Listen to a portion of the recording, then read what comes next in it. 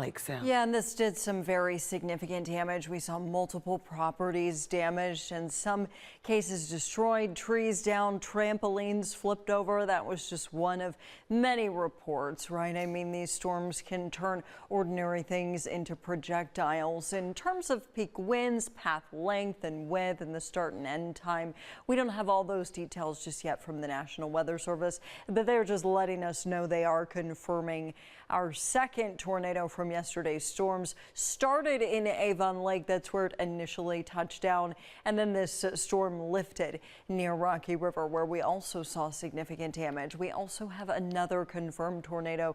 This one we've known about for quite some time. This was in the area of Valley View and Bedford.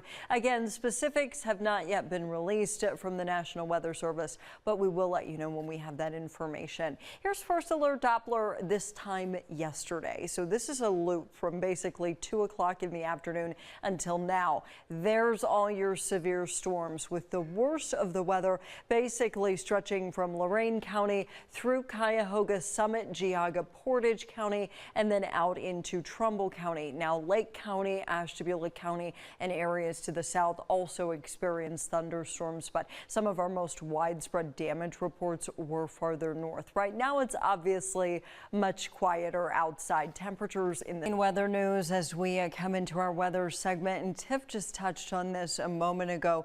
We have a third confirmed tornado from yesterday's thunderstorms. This one initially touched down in Brook Park, and it went all the way to Bedford. That is a 17-mile long path we don't very often hear in this part of the country, especially this far north. See storms that are on the ground, tornadic storms for this long. I mean, that is a long path length for northeast Ohio. The width was 350 yards, and our max peak wind here 104 miles per hour. So a stronger end EF1.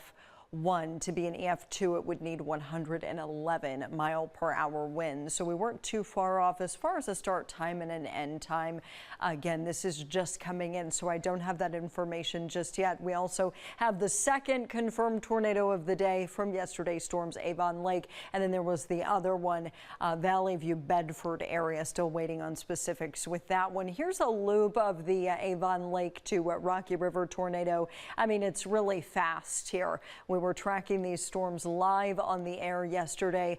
Thankfully, the severe weather threat, I am out of breath even talking about it, has come to an end for the short term. But we do have some spotty non-severe thunderstorms out there Thursday and Friday. I mentioned a tropical cyclone, or it's tropical storm right now technically, but all hurricanes and tropical storms are tropical cyclones. It's a tropical storm, though, wind-wise right now. Debbie, what's Debbie going to do for us? Here's the timing. So waking up tomorrow, nice dry start to the day. Warm, a little more humid. We're going to be in the mid-60s. Unfortunately, for those without power, myself included here, humidity coming up over the course of the day. Highs in the mid-80s, but feeling as if it's in the upper 80s. So it is going to start to get a little more uncomfortable indoors and outdoors as the day goes on. Isolated storms start popping up after 1 p.m. Again, the good news is the severe threat is pretty low at this time. We'll let you know if that changes. That is courtesy of, again,